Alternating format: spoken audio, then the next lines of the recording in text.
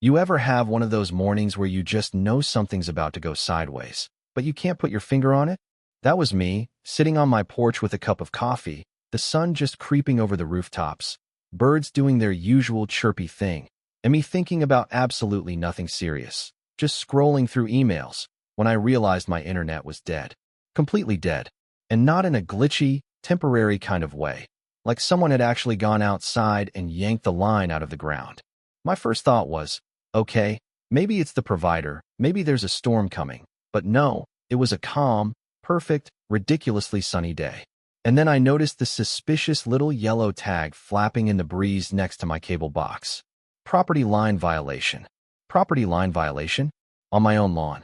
I blinked, rubbed my eyes, because I had this sinking feeling, this kind of gut twist that happens when you just know somebody did something on purpose. And there she was, Marlene, my next-door neighbor, standing there with that look on her face. You know the one.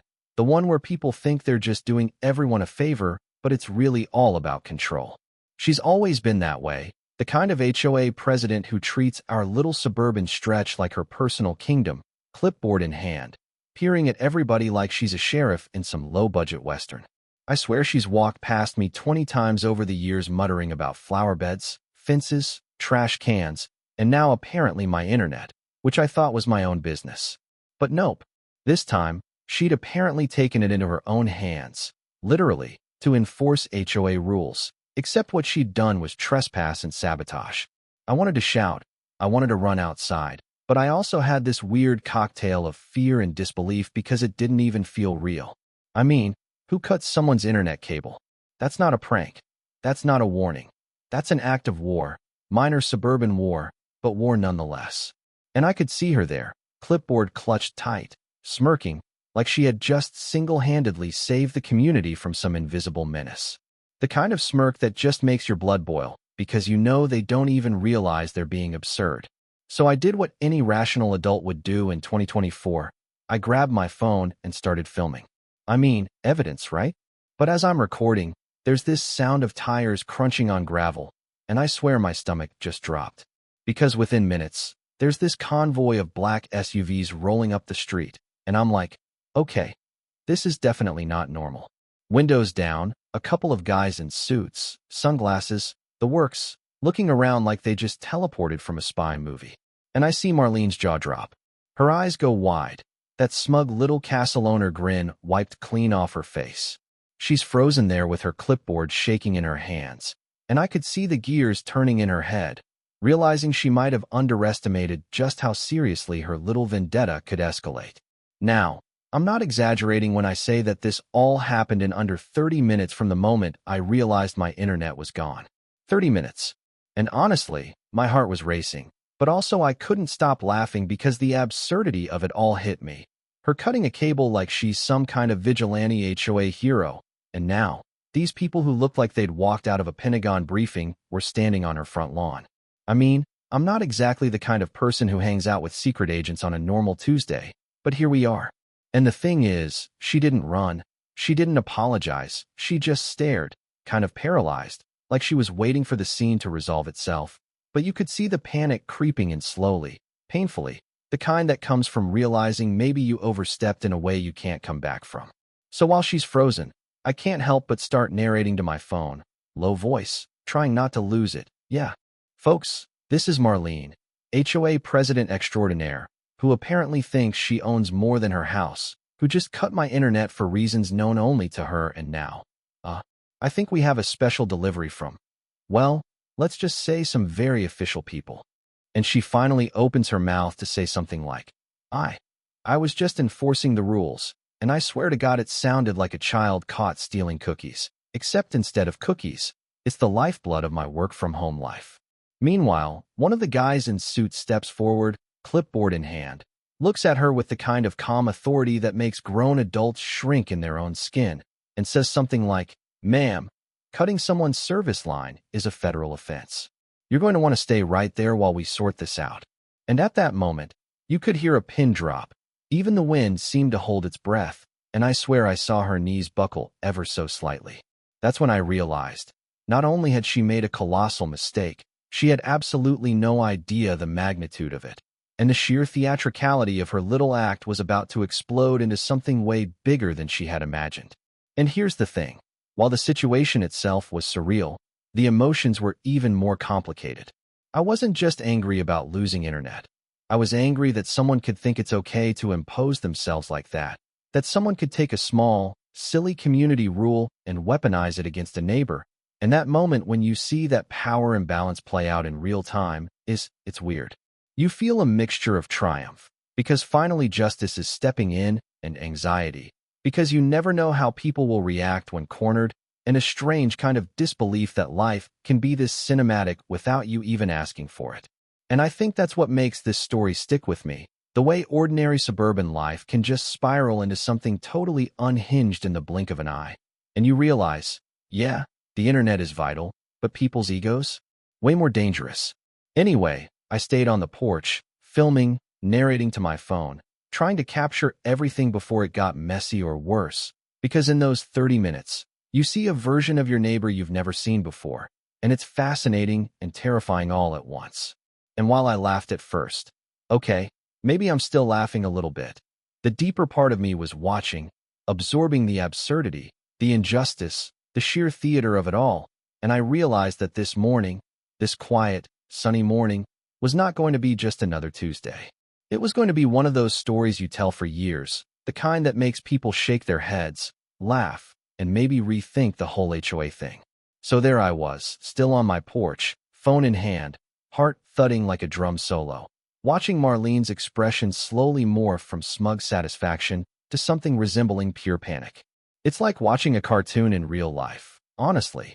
Her mouth opens, then closes, her clipboard trembling in that tight grip, and I swear she looked around like the street had suddenly become a courtroom, jury included. And the guys in black suits, who I was now fully convinced were not just random HOA enforcers, but some kind of government-level operatives. Because who else shows up this fast, dressed like they've stepped out of a high-budget spy flick? They start moving with that quiet, deliberate pace, the kind that makes you think, yes, they mean business, and no, they are not here for small talk. One of them walks up to Marlene, not rushing, just steady, calm, voice low but sharp. "Ma'am, step away from the cable box." And she freezes, like he just asked her to dismantle her entire identity. I could almost hear the mental gears grinding in her head, the denial, the indignation, the tiny voice whispering, "Maybe I can talk my way out of this." And for a moment, she actually opens her mouth, probably to say something like, "I was only," but stops. Herself, like even she realizes that whatever excuse she's about to offer isn't going to matter, not here, not now.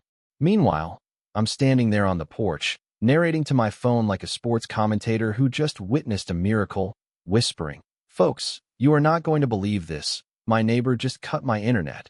And apparently, the equivalent of the entire command center of some serious organization is now here to address it. And the way she looked at me then, her eyes wide, a mixture of fear and embarrassment, I realized that all those petty HOA disputes we've had over the years, the fence lines, the holiday lights, the perfectly straight flower beds, it all culminated in this surreal moment where her little obsession collided with something way beyond her imagination. And it escalates quickly. One of the agents, the one who seems to be in charge, kneels down near the cable box, examining the damage with tools I can't even name, tapping here, checking connections there, and Marlene can't stop shifting her weight, muttering under her breath, "I didn't mean. This is just." I was enforcing the rules, and the words just hang in the air, ridiculous and feeble against the authority standing on her lawn. I think that's when I first realized the scale of her mistake, not just legally, but psychologically. She's not prepared for the consequences of a small, vindictive action. And there's this strange, almost cinematic irony in watching her realize that the world does not bend to her petty obsessions. And then, the lead guy stands up, turning to her with that calm but unyielding look, the kind that makes your knees weak even if you're not guilty of anything, and says, "Ma'am, property destruction, tampering with utility lines, and interfering with a neighbor's services, those are serious offenses. We're documenting this." And I swear, her face goes pale in a way that makes her lipstick look like it belongs on a ghost. I can almost hear the slow-motion music playing in the back of my mind, The kind you hear in movies right before someone's world changes forever. And I thought, wow, this is surreal. This is actually happening, and I might need therapy after this. But also I can't stop filming because it's just too perfect. And here's where it gets more intense. The tension isn't just external, it's internal too. I'm standing there, feeling the rush of vindication, but also a weird, almost guilty fascination. Like, should I be enjoying this? I've had countless petty disputes with Marlene over the years. Trash bins slightly off the line, garden beds that weren't perfectly straight, but nothing like this. And suddenly, I see this human vulnerability in her, the raw fear, the ego crumbling in real time, and I can't look away. And I start thinking, maybe this is a cautionary tale about power, about ego, about how even the smallest actions can have consequences you can't anticipate. And I whisper to myself, barely audible, yeah, Marlene, welcome to reality. Then it gets cinematic. One of the agents pulls out a small tablet, swiping through images, and I see her eyes tracking the screen, panicked, realizing that every action she's taken, every petty complaint, every neighborhood scolding, every little battle she thought she won, suddenly has a permanent record. It's like watching someone discover that the rules they believed in their own bubble don't apply outside it. And at that point, she tries to charm her way out, offering nervous smiles, small apologies, stammering words, but it's too late. They're not here for negotiation. They're here to enforce consequences. And that's when the drama hits its peak. The lead agent finally looks up at me, nods subtly, and I feel this almost surreal validation, like the universe is tipping its hat. And I can't resist muttering quietly into my phone. And ladies and gentlemen, the moment we've all been waiting for. Marlene's bubble of control has officially burst.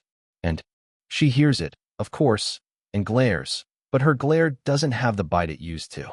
It's shaky, uncertain, and I realize that the entire morning, the entire mess, has become a mirror reflecting her obsession, her pettiness, her need to control things that don't belong to her. And it's oddly satisfying. Not maliciously, just right. And while all this is happening, the neighbors start to peek out of their windows, some whispering, some laughing quietly, some filming on their phones too, because let's face it, this isn't your average HOA dispute. This is like watching a small-time soap opera collide with a government procedural. And Marlene is realizing, very painfully, that the entire street is witnessing her undoing. She tries one last desperate tactic, raising her voice. I was just following the rules. You can't do this to me. And the agent calmly responds, ma'am, following the rules does not include property destruction. Step back. And the way he says it, calm, final, unflinching. It's like watching a judge deliver a verdict before the trial even starts. And then it gets almost surreal.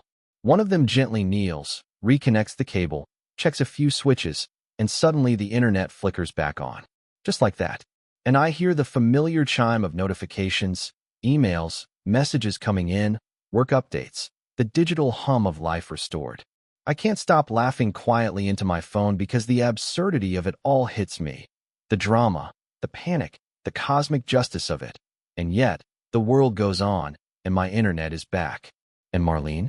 She's just standing there, speechless, clipboard dropping to her feet, shoulders slumping, staring at the cable like it's some mystical force she can't comprehend. And I realize she has just been schooled by forces bigger than herself, and there's nothing she can do but absorb it. And in that moment, I feel this weird, almost meditative satisfaction. Not just because my internet is back, but because the lesson has been delivered in the most cinematic, surreal way possible. I can feel her humiliation, her internal collapse, the ego bruised in front of the entire neighborhood, and it's strangely poetic. And I whisper to my phone, voice low, sometimes the universe has a sense of humor, and today, it's exquisite.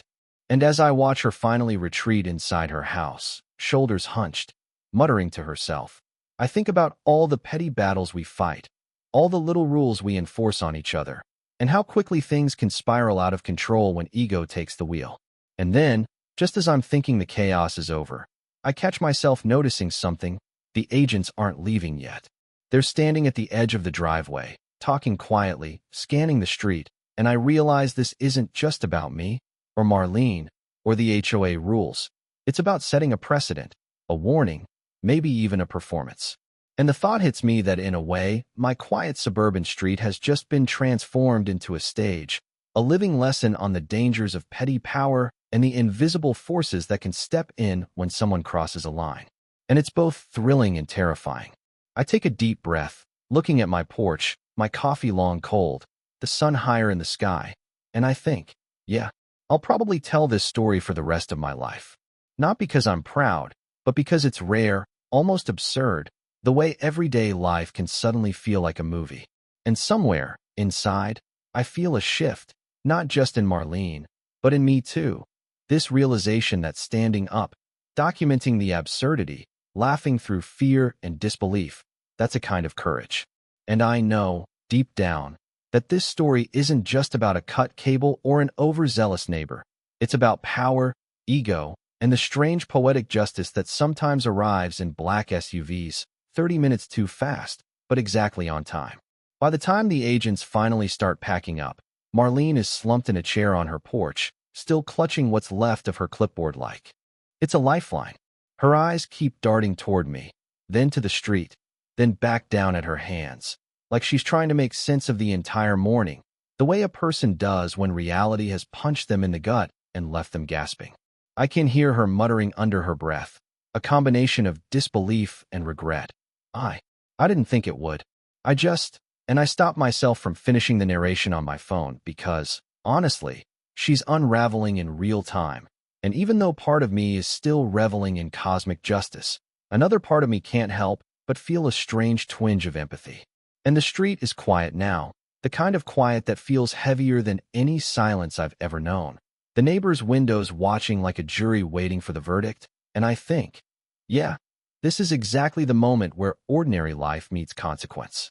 The agents finish taking notes, snapping a few photos for documentation, and then one of them looks at Marlene, very calmly, very pointedly, and says, "You'll receive further instructions from the authorities.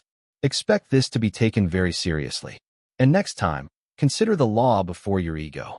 And then they leave, slipping into their black SUVs as quietly as they arrived, leaving a sort of reverent emptiness in their wake, like the storm just passed, but the landscape has changed forever. Marlene sits there for a long moment after they drive away, just staring at the street, the cable box, my house, me.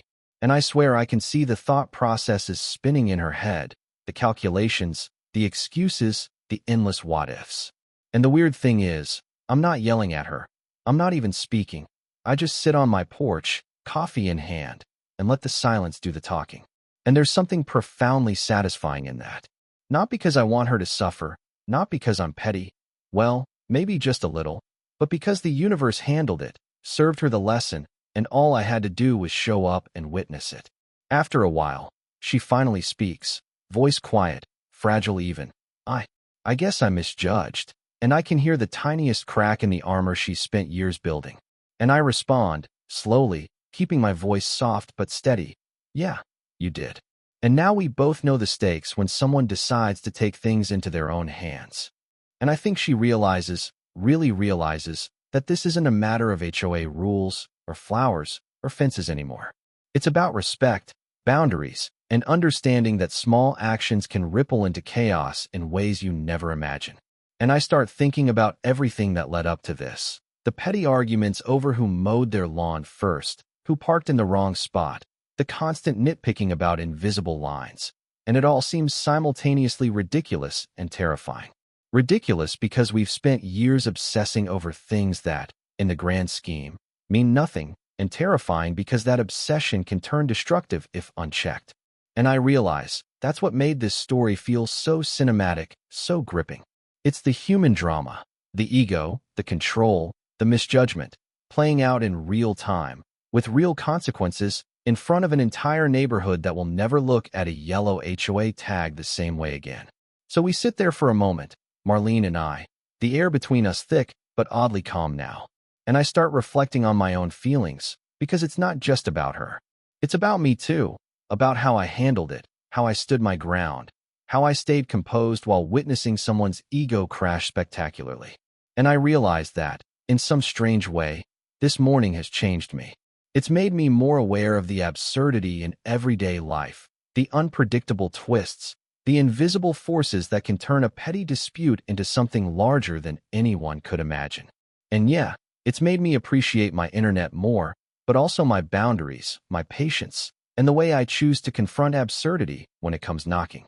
And Marlene, for her part, eventually gets up, shuffles inside, dragging what's left of her pride with her. I watch the door close, and I can't help but smile a little, because justice, small, surreal, and entirely cinematic, has been served. And the street, slowly, begins to breathe again. The neighbors retreat, the windows close, the quiet settles over the houses like a blanket, but the story lingers in the air, palpable, like electricity after a storm. Later that afternoon, I check my emails, my messages, my notifications, and everything is back online, humming along, life restored. But the experience, the tension, the absurdity, the human drama, stays with me. And I realize that it's not just a story about HOA rules or a cut cable. It's about power, control, the consequences of ego, and the unexpected ways the universe, or maybe just life itself, chooses to balance the scales. And I think, yeah, there's something poetic about that. And of course, the story doesn't end neatly. Marlene will have to deal with whatever repercussions come from her actions. I'll have to navigate the awkwardness of our future interactions, the sideways glances, the whispered comments from neighbors who all know what happened. And I'll have this story, this perfectly absurd, perfectly human story that I can tell again and again, hoping people listen and maybe learn something, or at least laugh at the ridiculousness of it all. And I realize, as I sip my long cold coffee, that life is full of these tiny, explosive moments, the ones that force us to confront ego, control, and the limits of human absurdity. And sometimes, they arrive in black SUVs, 30 minutes too fast, but exactly on time, leaving you to witness, reflect, and maybe, just maybe, find the humor in it all. And so, as the sun dips lower, casting long shadows across the street, I can't help but think, yeah, Marlene got schooled today, but the real lesson is for all of us. About patience, humility, respect, and the fragile illusion of control we all cling to.